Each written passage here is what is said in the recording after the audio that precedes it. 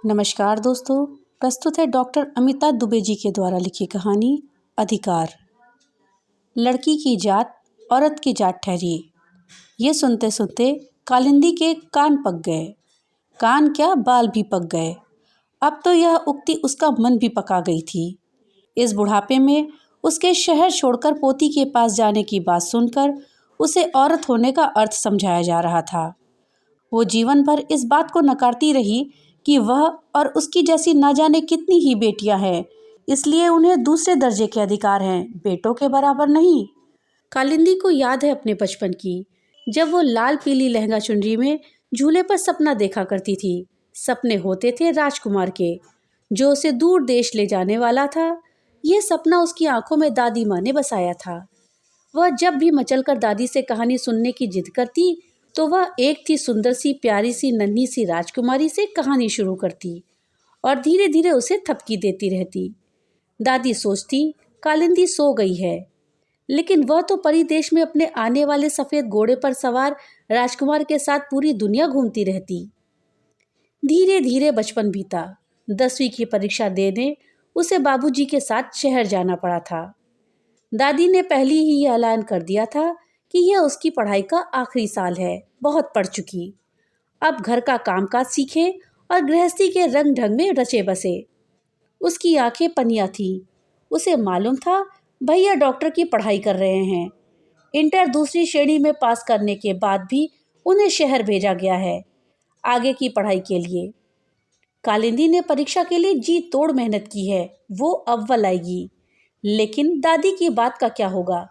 उसने गर्दन झटकी, मानो सारे विचार झटक दिए। बाद में देखा जाएगा। वो खुशी खुशी परीक्षा देने चली गई। रिजल्ट आया, वो फर्स्ट आई थी। उसके कदम जमीन पर ही नहीं पड़ रहे थे। उसने सोच लिया था अब वह दादी की बात नहीं मानेगी और आगे बढ़ेगी।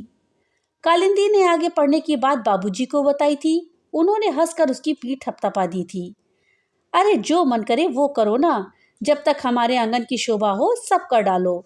फिर तो न जाने। और बाबूजी का कंठ अवरुद्ध हो गया था। अपने बचपन की सखी सावित्री कालिंदी को अनायास याद आ गई। उसकी शादी की बात पक्की हो गई थी। कालिंदी उससे मिलने गई थी और बड़े गर्व से कह आई थी, तुम तो चौका चूल्हा फूको अभी से। मुझे तब बाबूजी डॉक्टर बनाएंगे, डॉक्टर। बड़े शहर जाऊंगी मैं आगे पढ़ने को। मेरे बाबूजी बहुत अच्छे हैं, बहुत प्यार करते हैं मुझे, भैया से भी ज़्यादा। लेकिन घर आते ही डॉक्टरी के सपने धरे के धरे रह गए। बढ़िया साड़ी और जेवरों से लाद कर उसे ब्याह दिए जाने की तैयारी शुरू हो गई थी गुपचुप। कमलकांत उसके भैया के सहपाठी थे और उसकी योग्यता पर रीझ कर ब्याहने आने वाले थे। बाबूजी को मनमांगी मुराद मिल गई थी घर बैठे। अवाक रह गई थी कालिंदी। एक बार माँ से कहने की हिम्मत भी जुटाई थी उसने, अम्मा ऐसी भी क्या जल्दी पड़ी है मुझे ब्याहने की? मुझे आगे पढ़ना है, भैया बड़े हैं, पहले उनकी शादी क्यों नहीं करते? माँ के पीछे खड़ी दादी, जिन्हें वह देख नहीं पाई थी, तमक कर बोली थी, अरे लड़की की जात होकर भैया की बराबरी करती है। भाई को तो खानदान का नाम रोशन करना है, घर का इकलौता चिराग है वो। अरे बेटियों को तो घर गृहस्थी संभालनी होती है, चाहे जितना पढ़ लिख लो। वैसे तो इतना तो पढ़ा ही दिया है कि चिट्ठी पट्टी लिख सको। बहुत शौक लगा है पढ़ने का तो अपने घर जाकर पढ़ना, हमें कलेक्ट्री नहीं करवानी तुझसे। दादी की तेज आवाज सुनकर बाबूजी भी कमरे में आ गए थे। दादी का विरोध किसी ने नहीं किया था। शायद सबकी सहमति इसी में रही होगी, क्योंकि जब भैया के विदेश जाने की बात उठी थी तब भी दादी ने बहुत हाय तौबा मचाई थी। लेकिन उनकी एक नहीं चल पाई थी तब। भैया आज भी विदेश में हैं, अपने नाती पोतों के साथ। भैया, जिन्हें लाड दुलार और प्यार से घर का चिराग, बुढ़ापे की लाठी कहा जाता था, माँ, दादी और फिर बाबूजी उनकी प्रतीक्षा करते करते ही स्वर्ग सिधार गए थे। उनकी अर्थी को कंधा देने और चिता को आग देने वाला उनका प्रिय पुत्र नहीं आया या आ नहीं पाया। गांव के और रिश्तेदार के 5 लोगों ने मिलकर ही तीनों की गति की थी। सेवा करने में कालिंदी ने कोई कसर नहीं छोड़ी। उन तीनों को गंगा जल पिलाने वाले वह और उसके पति कमलकांत ही थे। आज कालिंदी को याद आ रहे हैं वो खट्टे मीठे दिन। दादी के अनुशासन से निकलकर वह सास के दायरे में आ गई थी। सास की वो चहेती बहू थी, क्योंकि उसने उन्हें पोता दिया था। कालिंदी को सास का आशीर्वाद और परछट के समय की बात ज्यों की त्यों याद है। बहू, अब जल्दी से पोते की दादी बनाना, पोतियों की दादी तो मैं कब की बन चुकी हूँ, कहकर उन्होंने तीखी नजर से पास खड़ी उसकी जेठानी को देखा था।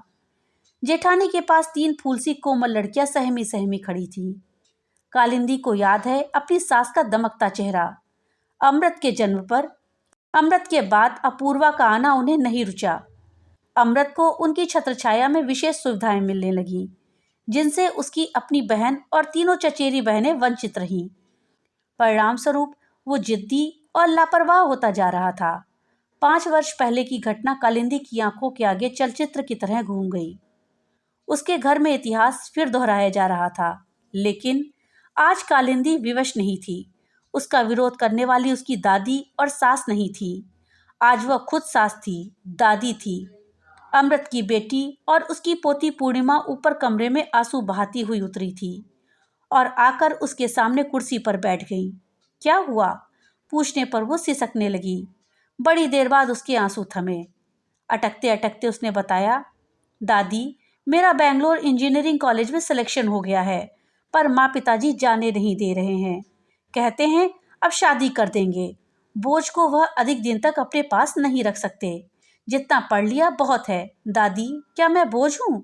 तुम ही बताओ दादी, क्या मुझे इसलिए पढ़ाया लिखाया गया है कि सिर्फ शादी ही जिंदगी का मकसद है?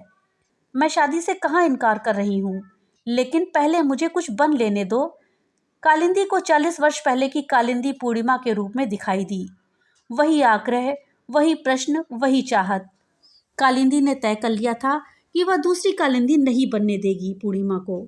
उसने बहू और अमृत को आवाज दी तो दोनों सहमते हुए उसके पास आ गए। अमृत ने माँ की कड़कदार आवाज कभी कभार ही सुनी थी। उसे आश्चर्य हो रहा था कि माँ किस बात पर नाराज है, क्या गलती हो गई है उनसे। कालिंदी धीरे धीरे गंभीर स्वर में बेटे को संबोधित कर रही थी। मेरे घर में पूर्णिमा को बोझ कहने की हिम्मत कैसे हुई तुम्हारी? अमृत, तुम तो जानते हो कि मैंने तुम्हारी बहन को पढ़ाने के लिए तुम्हारी दादी से लड़ाई मोल ली थी। उनकी कितनी जली कटी बातें सुननी पड़ी थी मुझे। और तुम्हारे पिताजी को अपूर्वा के रूप में जो नहीं कर सकी वो करना चाहती थी। अब पूर्णिमा की बारी है, उसे मत रोको, उसे जाने दो। नहीं माँ, भाटिया साहब के बेटे का प्रस्ताव आया है पूर्णिमा के लिए। लड़का हाथ से निकल जाएगा इसलिए कह रहे थे, बहू बोली थी। लड़का हाथ से निकल जाएगा तो क्या हुआ, और मिलेगा। आज उसके गुण रूप पर मुग्ध होकर प्रस्ताव आया है, कल उसकी योग्यता के आधार पर आएगा। लेकिन पूर्णिमा के भविष्य को संवारने वाला पढ़ाई का अवसर दोबारा नहीं आने वाला, जानते हो ना तुम लोग। कहते कहते वो हाँफने लगी थी। देखते देखते पूर्णिमा इंजीनियर बन गई थी। उसके हाथ भी पीले हो गए थे। घर वर अच्छा मिला था।